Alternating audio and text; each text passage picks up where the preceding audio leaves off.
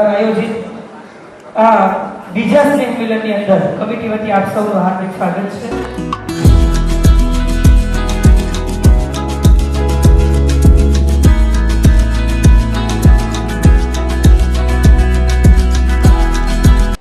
આપણે એવા મળ્યા કે સૌને અચરજ થયું.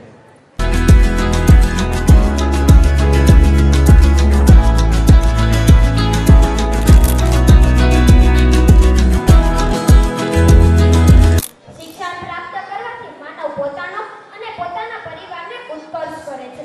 શિક્ષણથી વ્યક્તિ સર્વાંગી, શારીરિક, માનસિક અને આર્થિક રીતે સામાજિક વિકાસ થાય છે. આટલું ખૂબ સરસ આયોજન કરવા બદલ તેમજ જે દાતાશ્રીઓ છે જેઓએ આ આયોજન સફળતા રીતે સારી રીતે પાર પાડી શકાય તે બદલ તેમાં સહયોગ આપેલો છે તેમનો પણ હું આજના તબક્કે ખૂબ ખૂબ આભાર માનું છું.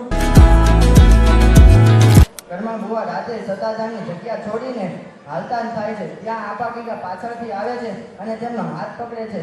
આ જોઈને કરમણ બાપુ ચકિત થઈ જાય છે કે આપા કીકાએ તો સમાધિ લઈ લીધી છે ને આવું કઈ રીતે શક્ય બને.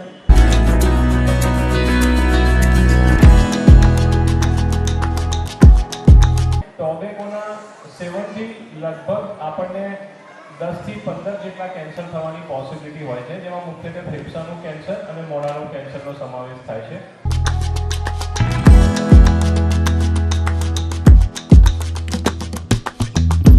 મારા જીવનનું લક્ષ્ય છે એક નેવી ઓફિસર બનવું. એક નેવી ઓફિસર બનીને હું દેશની રક્ષા કરું.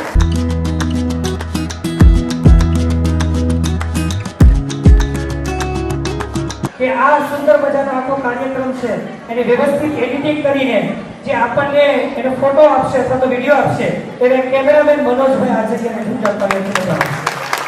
તમારા કાનમાં કોયલના ટંકાની જેમ પૂરી રહ્યો છે એવા ડીજે સાઉન્ડ ગૌતમભાઈ વંદરાને જોરદાર કર્યો છે બધો. એમનો પણ આપણે ખૂબ ખૂબ આભાર વ્યક્ત કરીએ. મારા ત્રાસ સહન ન થાય તમારાથી પણ એટલો મીઠો અવાજ એમણે આપ્યો છે એવો ડીજે સાઉન્ડ ડીજે ને ભાઈ ડીજે રોક એવા ગૌતમભાઈ વંદરાને જોરદાર કર્યો છે. વધારીએ.